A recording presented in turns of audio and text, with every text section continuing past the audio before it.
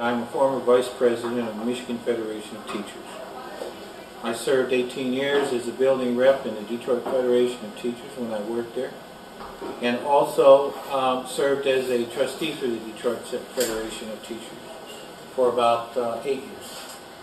Consequently, I'm pretty much a union guy. As you might expect, I'm dead against any privatization. I happen to believe that it's not just a question of people have the right to work.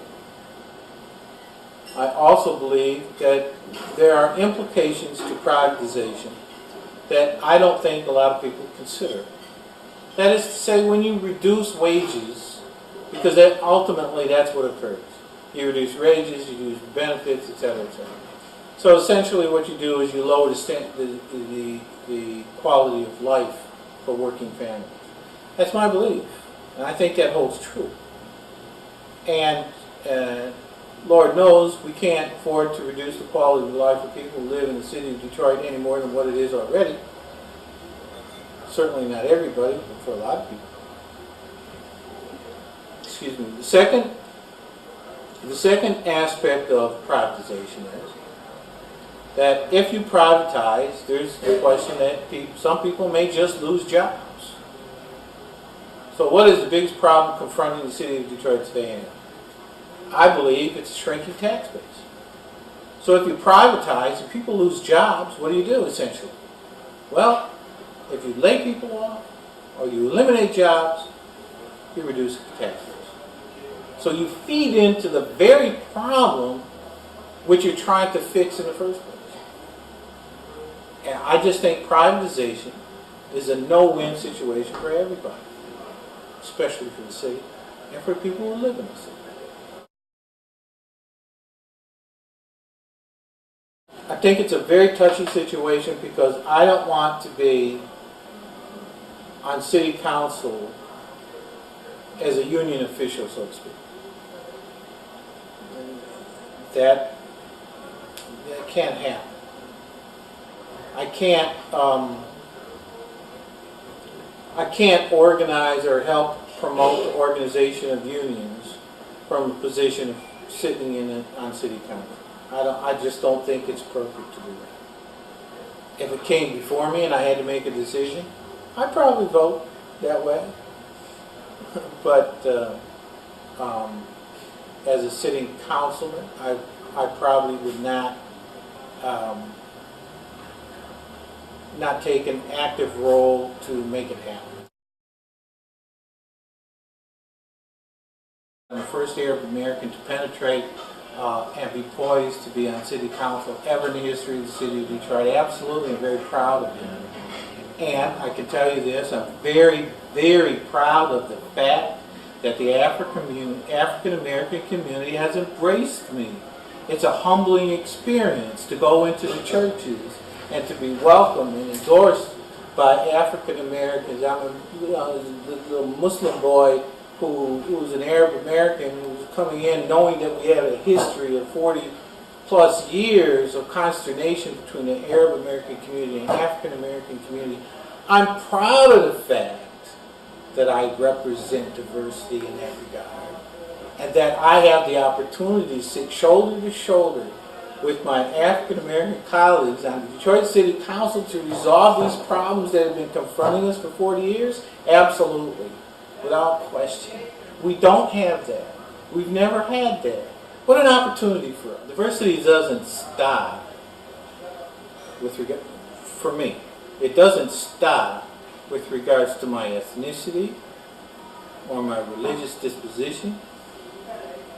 It also continues with the notion that I have a diversity of experiences with regards to organized labor and with regards to sitting in administrative positions, such as on the mental health board, to have to make administrative decisions.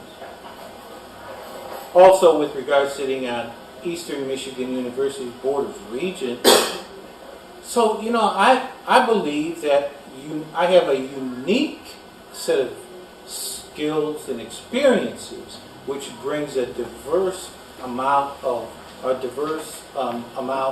an array skills and qualities which a lot of people don't possess.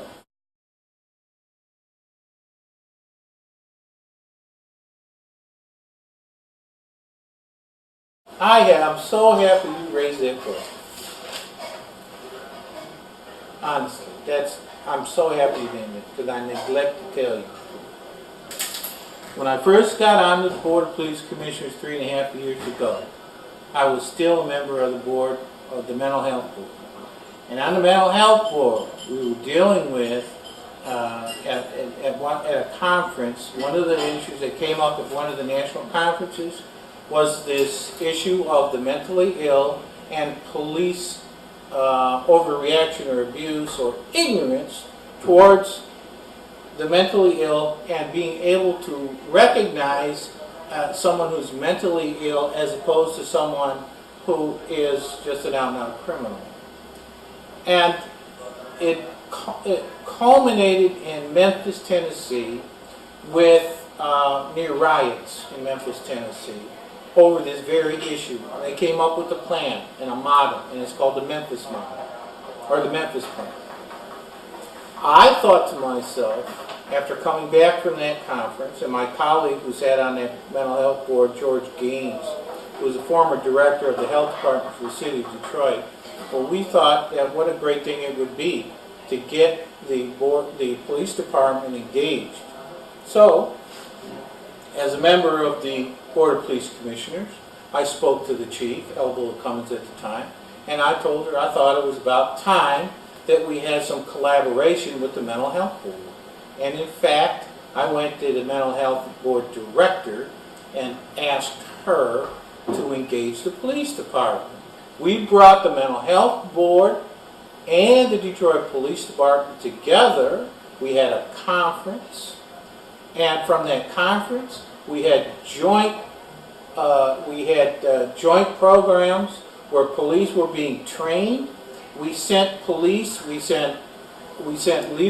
people from administration and police officers for training and conferences in Florida, and I can't remember the other place, but it was a wonderful thing. And in fact, it continues today.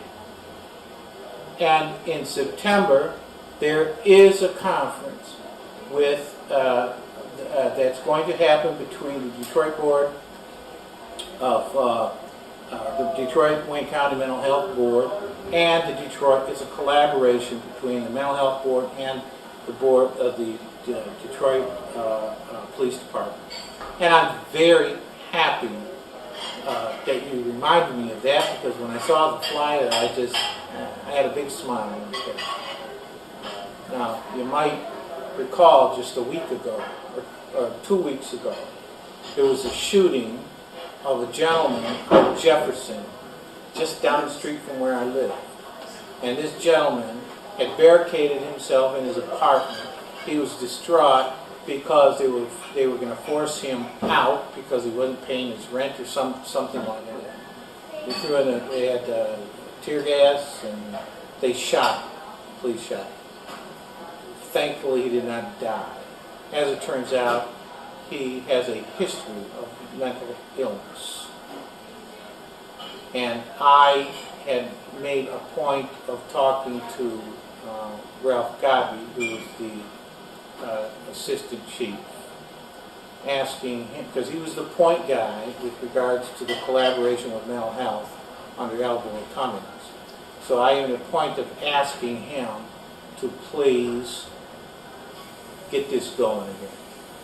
Now, I don't know if that's what instigated this conference this month, or if it was something that was in the works, but needless to say, there is a collaboration between the Detroit Police Department and the Mental Health Agency. And I'm very happy that that's going on. And thank you for reminding me.